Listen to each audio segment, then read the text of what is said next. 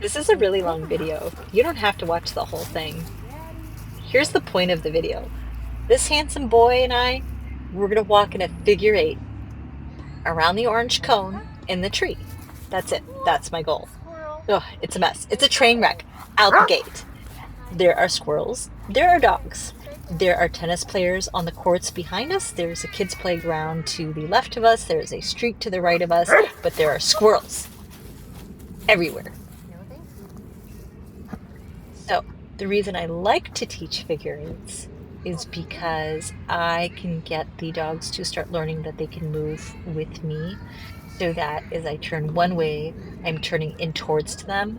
And as I turn on the other side of the figure eight, they are on the outside of me. So inside of me and outside of me as we work the figure eight. And I like that my body movement often helps teach dogs how to walk a little bit better with me. I don't need a formal heel, but I like not getting my arm yanked off.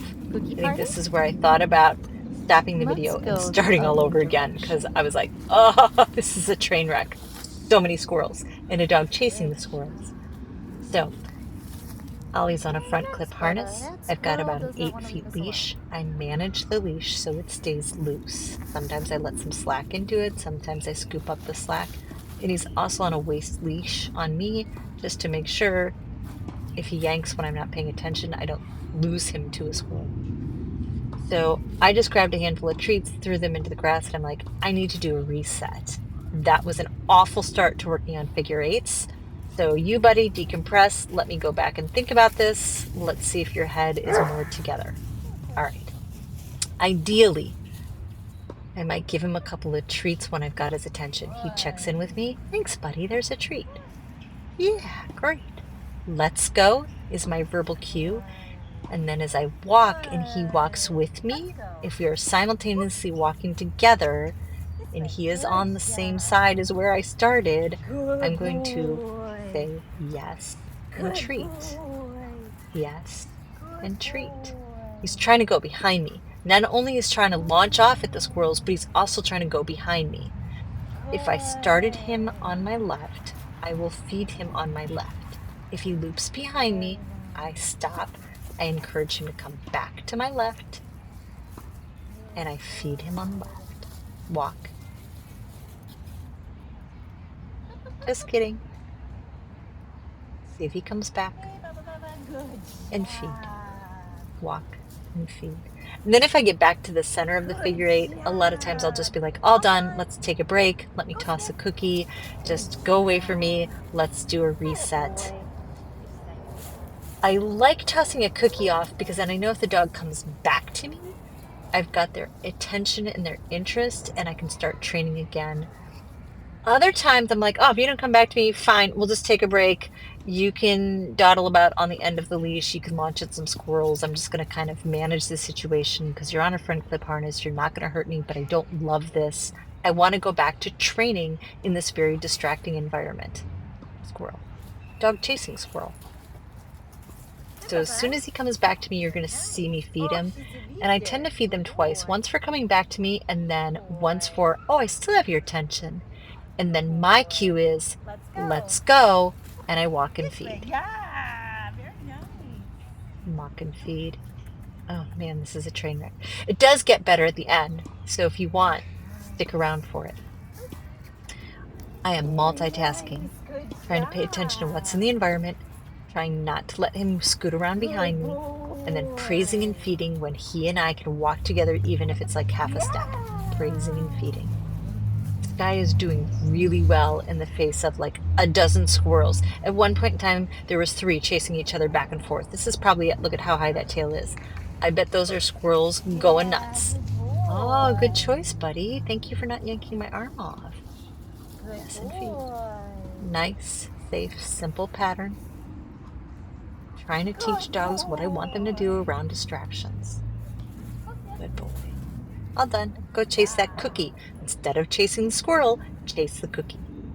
So my verbal cues are let's go and all done. If he hits the end of the leash chasing a squirrel or wraps around behind me, I stop and encourage him to come back to my side. I feed for that engagement, and then I say let's go, and I praise and treat. Praise and treat. I am not showing him the treats when he's stalling out, I am waiting until we move together before I feed him, unless I'm feeding that engagement piece. So, your goal, when you put your dog on a leash and walk and praise and treat them as you move in a figure 8 pattern. You could go outside and start this in a distracting environment. I will tell you it is easier sometimes to start inside the house. Take 2 chairs, chair and a beanbag, table and a stuffed animal, and help your dog learn what you want them to do.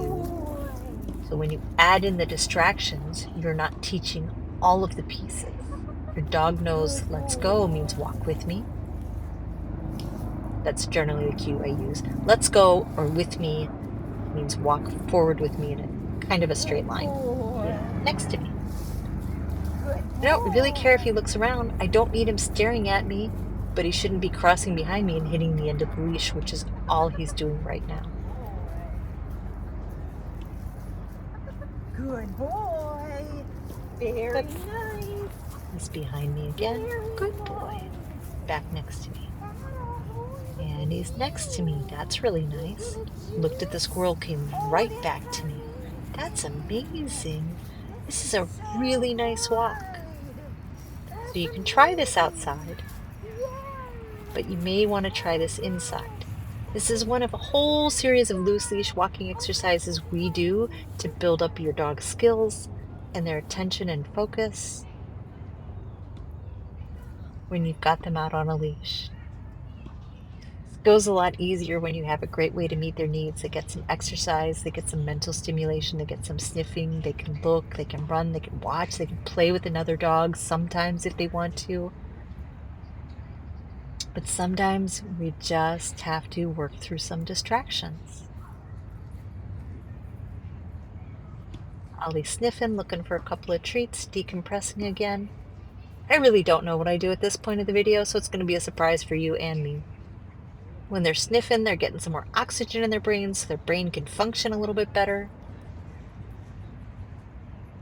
We're making the environment right there by us a little more enriching than the environment away from us with the squirrels. So good. Attaboy. You did so good. Hasn't quite checked in with me? He did?